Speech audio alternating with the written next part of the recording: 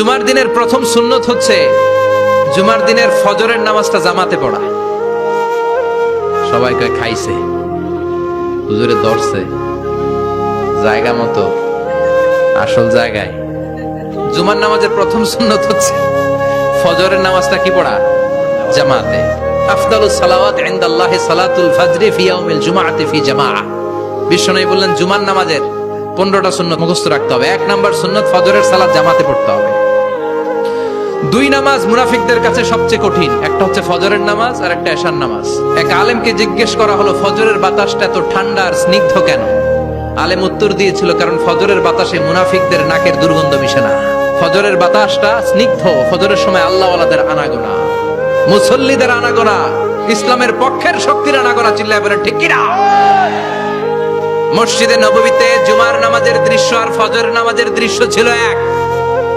বাংলাদেশে ফজরের নামাজের দৃশ্য আর জুমার নামাজের দৃশ্য এক নাকি? ফজরের নামাজের সময় মুসল্লি নাই, এক কাতারও হয় না। আর জুমার নামাজে পাক্কা মুসল্লি দেরি করে গেলে বারান্দায়ও জায়গা পায় না। কথা কন। তাহলে ফজরের নামাজটা আমরা জামাতে পড়ব ইনশাআল্লাহ। এত আসতে আরো জোরে পড়েন ইনশাআল্লাহ। মনে থাকবে? 2 নম্বর সুন্নাহ হচ্ছে আসওয়াক, মিসওয়াক করা। মাথরাতুন লিল ফাম মারদাতুন লিররাব। মিসওয়াক করলে দাঁত পরিষ্কার থাকে, আল্লাহ খুশি হয়ে যায়। বিশ্বনবী বলেছেন যদি আমার উম্মতের জন্য কষ্ট না হতো প্রত্যেক নামাজের আগে মিসওয়াক করা আমি ফরজ করে দিতাম। মিসওয়াক ছিল বিশ্বনবীর জীবনের শেষ আমল। এই মিসওয়াক করে বিশ্বনবী শেষ নিঃশ্বাস ত্যাগ করেছেন। আপনার নবী, আমার নবী, ওনার জীবনের সর্বশেষ আমল ছিল কি? সুবহানাল্লাহ কইবেন না? বিশ্বনবী জাইতুনের ডাল দিয়ে মিসওয়াক করতেন। বিশ্বনবী বলতেন নি'মা সিওয়াকি আয-যাইতুন ফাইন্নাহু সিওয়াকি ওয়া সিওয়াকুল আমবিয়া মিন ক্বাবলি। জাইতুনের ডালের মিসওয়াক কতই না ভালো, কারণ এটা দিয়ে আমিও মিসওয়াক করি, আমার আগে সব নবীরাই জাইতুনের ডাল দিয়ে মিসওয়াক করেছে। 3 নাম্বার হচ্ছে দুহুন, তেল মালিশ করবেন। বিশ্বনবী জাইতুনের তেল চুলে আর গায়ে দিতেন। বিশ্বনবী বলতেন ওয়াদাহিনু ফাইন্না ফিত তাদহিনি বারাকাত। তেল খাও, তেল দাও, তেল মালিশ করো, তেলের ভেতরে আল্লাহ বরকত ঢুকাইয়া দিছে। তেল দিবেন তো? 4 নম্বরে আত্তিব, জুমার দিনে সুগন্ধি লাগিয়ে যাওয়া সুন্নাহ। লাগাবেন? লাগাতে রাজি আছেন? বিশ্বনবী বলতেন এই দুনিয়ার 3টা জিনিস আমার কাছে সবচাইতে প্রিয়। হুব্বিবা ইলাইয়া মিন দুনিয়াকুম সালাস। 1 হচ্ছে আন-নিসা, নারীদেরকে আমি পছন্দ করি। 2 হচ্ছে আত্তিব, সুগন্ধি লাগাতে আমি পছন্দ করি। বিশ্বনবীরে কেউ সুগন্ধি হাদিয়া দিছে, বিশ্বনবী নেয় না, এরকম কোন ঘটনা ঘটে নাই। আল্লাহু আকবার। তো আইনি ফিস সালাহ, নামাজের মধ্যে যখন আমি দাঁড়িয়ে যাই আমার চক্ষুটারে ঠান্ডা করে দেয় কে? আবার বিশ্বনবী বলতেন আরবাউন মিন সুনানিল মুরসালিন। 4টা সুন্নাত সব নবীদের সুন্নাত। 1 নম্বরে আল হায়া মানে লজ্জা। আরেক বর্ণনা এসেছে আল খিতান মানে সুন্নাতে খাতনা, এটা সব নবীদের ছিল। আর সেওয়াক, সব নবীরা মিসওয়াক করেছেন। আত্তিব, সব নবীরা আতর লাগিয়েছেন। আর নিকাহ, সব নবীরা বিয়েও করেছেন। চিল্লায় পড়েন আল্লাহু আকবার।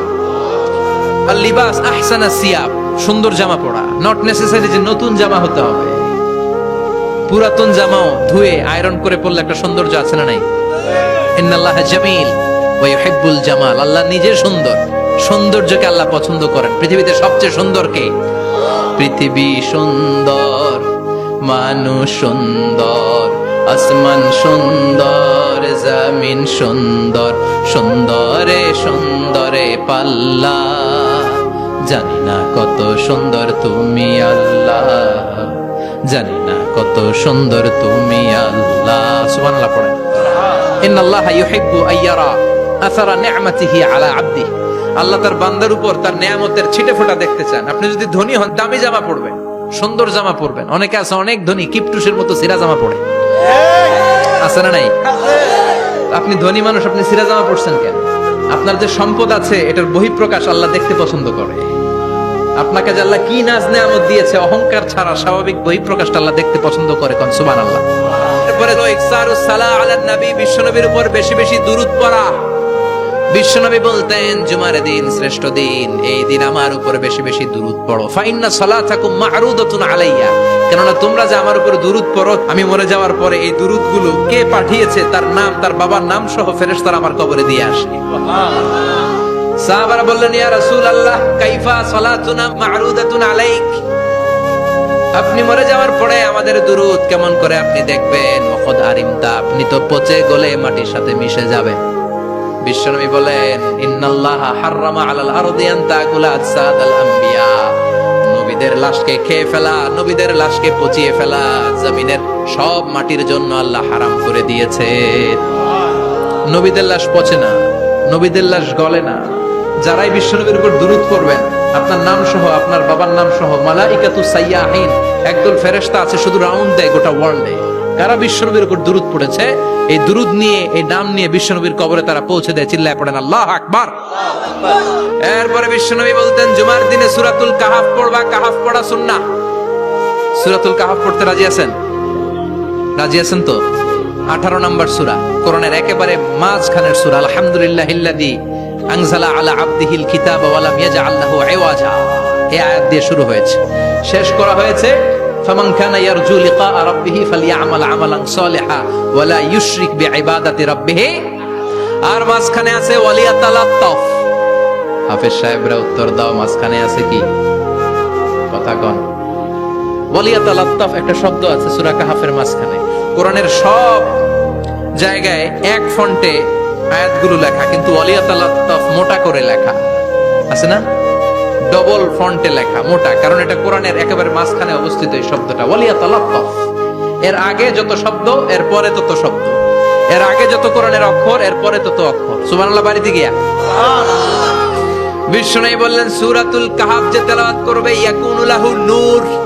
এই সূরাতুল কাহাফ কিয়ামতের দিন তার সামনে বিশাল একটা আলো হয়ে আসবে। এই আলো দিয়ে পুলসিরাত পার হয়ে ওই বান্দা জান্নাতের ভেতরে ঢুকে যাবে। আবার বিষ্ণু বলেন, যারা সূরাতুল কাহাফের প্রথম 10 আয়াত তেলাওয়াত করবে জুমার দিন, শেষের 10 আয়াত যারা জুমার দিন তেলাওয়াত করবে, দাজ্জালের ফিতনা থেকে তাদেরকে মুক্ত রাখবে কে? সুবহানাল্লাহ পড়বেন না? সূরাতুল কাহাফ দিয়ে সকাল শুরু করতে রাজি আছেন? সবাই রাজি? এরপর আত-তাবকির ইলাল মসজিদ, মসজিদে আগে আগে যাওয়া সুন্নাত। আগে যিনি যাবে উনি কি পাবে? তারপরে গরু, তারপরে বকরি, তারপরে মুরগি, মুরগির পরে ডিম না আন্ডা? আন্ডা। আল মাশিউ আলাল ইকদাম। বিষ্ণু বললেন, হেঁটে হেঁটে জুমার নামাজে যাওয়া সুন্নাহ। রিকশা, হুন্ডা, সাইকেল, সিএনজি দিয়ে গেলেও হবে, কিন্তু হেঁটে হেঁটে গেলে সওয়াব বেশি না কম? প্রতি কদমে কদমে আমলনামায় সওয়াব দিয়ে দিবে কে? এরপরে বিষ্ণু বললেন, আদামু তাখাত্তি রিকাবান নাস, মানুষের ঘাড় ডিঙ্গিয়ে সামনে না যাওয়া সুন্নাহ। অনেকে জুমার দিন আসে, সবার শেষে বসতে চায় সামনে, এরকম ডাকাইত আছে না নাই? বিশ্বনবী জুমার খুতবা দিচ্ছেন, হঠাৎ এক সাহাবী সব সাহাবীর ঘাড় ডিঙ্গিয়ে ডিঙ্গিয়ে সামনে আসতেছে বুলেটের মতো। বিশ্বনবী বললেন, থামো, এজেলে স্পর্শ মিয়া, ফাকাদ আযাইতা ওয়া আনাইতা। আসছো দেরি করে, আবার মুসল্লিদেরকে কষ্ট দিচ্ছ। যেখানে জায়গা পাবেন ওইখানে বসবেন। মানুষের ঘাড় ডিঙ্গিয়ে সামনের কাতারে যাওয়া এটা ঠিক না। এজন্য জুমার দিন আগে আগে আসার চেষ্টা করবেন। রাজি আছেন তো? এরপরে বিশ্বনবী বললেন, দুখুলুল মসজিদে রাকাতাইন, জুমার নামাজের দিন মসজিদে ঢোকার পরে 2 রাকাত পড়া সুন্নাত। কয় রাকাত? রাজি আছেন? কবলাল জুমা, বাদাল জুমা। অনেকে প্রশ্ন করে, বাদাল জুমা 4 রাকাত, মসজিদে পড়লে 4, ঘরে পড়লে 2। কিন্তু কবলাল জুমা সুনির্ধারিত নয়, অনির্ধারিত। মা কদ খুদ্দিরা লাক, যত আপনার তৌফিকে কুলায় 2 রাকাত করে করে 2, 4, 6 ইমাম সাহেব খুতবা দেওয়ার আগ পর্যন্ত। আপনি যদি আধা ঘন্টা আগে যান, আপনি 10 রাকাত পড়তে পারবেন। চিল্লায় বলেন ঠিক কিনা? এরপরে বিষ্ণু বলেন, ইনসাত, চুপ থেকে খুতবা শুনবা। জুমার খুতবার সময় কথা বলা যাবে নাকি? কথা কন। বিষ্ণু বললেন, তোমার সামনে কেউ কথা বলতেছে, তুমি যদি বলো চুপ করো, এটাও তুমি খারাপ কাজ করছো। চুপ করো তোমার কইতে কইছে কি? চুপ করো বলে তুমি আরেকটা ভেজাল লাগাইছো। চিল্লায় বলেন ঠিক কিনা? তাহলে জুমার নামাজে কথা বলা যাবে না। কেউ কথা বললে চুপ করো, এই কথাটাও বলতে বিশ্বনবী নিষেধ করেছেন। চিল্লায় বলেন ঠিক কিনা? এরপরে মজার একটা কথা বিশ্বনবী বলেছেন, জুমার নামাজ পড়তে যেয়ে যদি কারো ঘুম আসে, জায়গা চেঞ্জ করে বসো। জুমার নামাজ পড়তে যেয়ে ঘুমান না, এরকম কে কে আছেন আল্লাহর ওলি? হাত তোলেন। হাত তুলতে পারবেন? আমিও তুলতে পারবো না, আমি কত ঘুমাইছি। জুমার খুতবা শুনতে গেলে ঘুমাস, কারণ রহমত নাজিল করে কে? পুরো মসজিদের ডানে বায়ে রহমতে ঠাসা, খালি ঘুম আর ঘুম। আছে না নাই? ঘুম আসলে কি করবেন? উঠে যাবেন, উঠে জায়গা চেঞ্জ করবেন, পানির ঝাপটা দিবেন, ঘুম দূর করে দিবে কে? এরপরে বিশ্বনবী বললেন, জুমার দিন দোয়া করলে কবুল হয়। এমন একটা সময় আছে জুমার দিনে, ওই সময়ে যদি বান্দা আল্লাহর কাছে কিছু চায়, সেটা না দিয়ে খালি হাতে আল্লাহ বান্দারে ফিরাইয়া দেয় না। সেটা কখন? অনেক ইখতিলাফ আছে। বেশিরভাগ মুহাদ্দিসিন বলেছেন জুমার দিন আসরের নামাজের পর থেকে মাগরিবের আগ পর্যন্ত, বিশেষ করে মাগরিবের আগের আধা ঘন্টা, এই সময় আল্লাহর কাছে বান্দা যদি কিছু চায়, এই দোয়া আল্লাহ ফিরিয়ে দেয় না। এই 15টা সুন্নাত আমল করা যাবে তো? সবাই রাজি? জুমার খুতবা মনোযোগ দিয়ে শুনবো তো? আগে আগে আসবো তো? দোকানপাট বন্ধ করে জুমার নামাজের ভাবমূর্তি রক্ষা করবো তো? খতিব সাহেব যারা আছেন, জুমার আলোচনাটাকে আরো কনস্ট্রাকটিভ ওয়েতে নেন। সব বন্ধ হবে, জুমা বন্ধ হবে। তাফসির মাহফিলে 144 ধারা আছে না নাই? জুমার মাহফিলে আছে। জুমার দিন 144 জারি করছে ওই মসজিদের জুমায়, কোনদিন শুনছেন? এই জন্য জুমাটাকে আমাদেরকে কাজে লাগাতে হবে। আল্লাহ তুমি তৌফিক দাও। আর জোরে পড়েন আমিন।